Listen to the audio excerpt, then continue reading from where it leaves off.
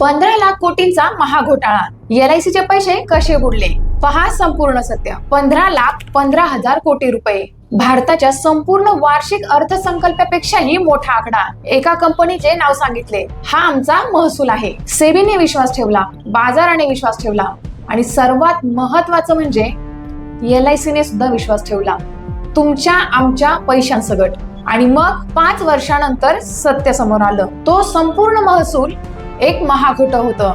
नमस्कार मंडळी, मी प्राप्ती आणि आजच्या व्हिडिओमध्ये आपण उलगडणार आहोत राजेश एक्सपोर्ट फ्रॉडची संपूर्ण खरी कहाणी, अधिकृत सेबी आदेशावर आधारित. ही कंपनी कोण आहे? राजेश एक्सपोर्ट लिमिटेड, बेंगळुरू स्थित ही कंपनी जगातली सर्वात मोठी सोने उत्पादकांपैकी एक कंपनी मानली जाते.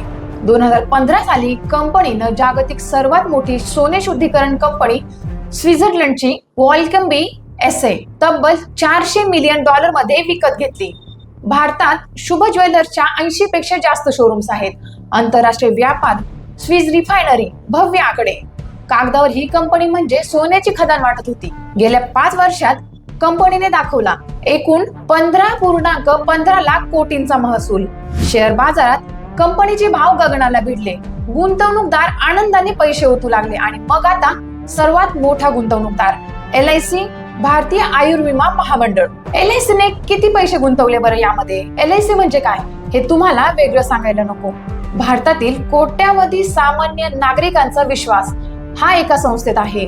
तुमची पॉलिसी, तुमचं भविष्य, तुमच्या कुटुंबाची सुरक्षा सगळं LIC कडे सुरक्षित असतं असं आपण मानतो. त्याच LIC कडे राजेश एक्सपोर्टने 10.8% शेअर्स घेतले. हे पैसे कुणाचे? तुमचे, माझे, कोट्यावधी पॉलिसी धारकांचे. LICची गुंतवणूक पॉलिसी धारकांच्या प्रीमियमवर आधारित असल्याने या घोटाळ्याचा फटका थेट सामान्य कुटुंबापर्यंत पोहोचू शकतो. सेबीच्या अंदाजानुसार एकूण भागधारकांचे नुकसान 12,726 कोटींपर्यंत जाऊ शकतो. सगळं ठीक वाटत होतं जोपर्यंत सेबीने चौकशी नव्हती केली.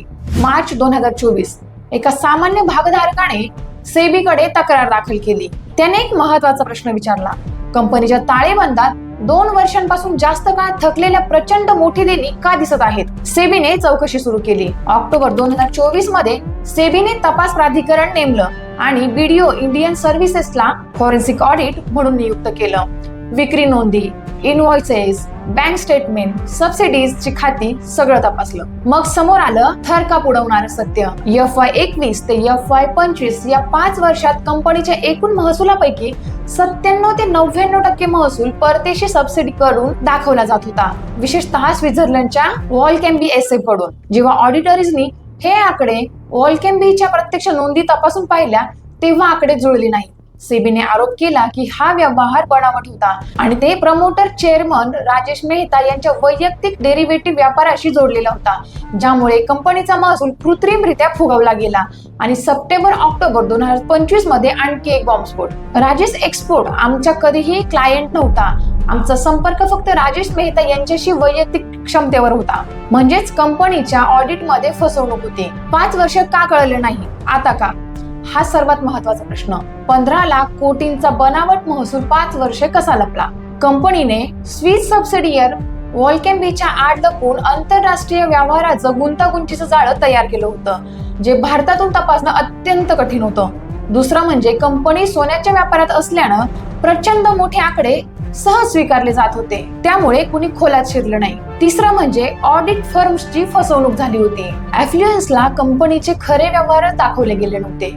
आणि चौथं म्हणजे सर्वात धक्कादायक, कॅनडा बँक सारख्या मोठ्या बँकेनं कंपनीला कर्ज दिलं होतं आणि आता हे कर्ज स्ट्रेस ऍसेट म्हणून वर्गीकृत झालं आहे, कारण कंपनी परतफेड करू शकत नाही.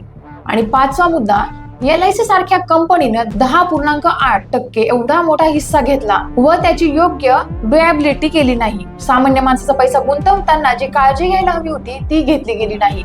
3 जून 2026 रोजी सेबीने 109 पानांचा अंतरिम आदेश जारी केला होता. राजेश मेहता यांना शेअर बाजारातून पूर्ण बंदी घातली गेली. सेबीने नवीन फॉरेन्सिक ऑडिट्स नेमलं असून कंपनीला 30 दिवसांचा सर्व कागदपत्रे सादर करण्याचे आदेश दिले आहेत. कंपनी म्हणते आमच्याकडे सगळे आकडे बरोबरच आहे. सेबीशी संवादात गोंधळ झालाय काहीतरी. राजेश मेहता म्हणाला या आदेशात काहीही खरं नाही, तपास सुरू आहे, अंतिम निर्णय बाकी आहे. आता करावा लागणार विचार, मित्रांनो, राजेश एक्सपोर्ट हे फक्त एका कंपनीचं नाव नाही, हा एक इशारा आहे. शेअर बाजारात गुंतवणूक करताना कोणत्याही कंपनीचे फक्त आकडे पाहू नका, त्या आकड्यांमागची वास्तविकता तपासा. सेबी नोंदणी म्हणजे सुरक्षेची हमी नाही आणि सार्वजनिक संस्थांनी जनतेचा पैसा गुंतवताना शतपटीने जास्त जबाबदारी दाखवायला हवी. आणि सर्वात महत्वाचं, एका सामान्य भागधारकाच्या एका तक्रारीनं हा महाघोटाळा उघड झाला म्हणजे तुमचा आवाज महत्वाचा आहे. 12,726 कोटींचं नुकसान परत येईल का? सेबी दोषींना शिक्षा देईल का? LIC पॉलिसी धारकांचं काय होईल? हे प्रश्न अजूनही अनुत्तरित आहेत. पण एक प्रश्न मात्र आपण नेहमी विचारत राहिलं पाहिजे, माझ्या पैशाचं नक्की काय होतंय? व्हिडिओ उपयुक्त वाटत असेल तर लाईक करा, हा घोटाळा जास्तीत जास्त लोकांपर्यंत पोहोचवा, शेअर करा, आमच्या चॅनलला सबस्क्राईब करायला विसरू नका. जय हिंद.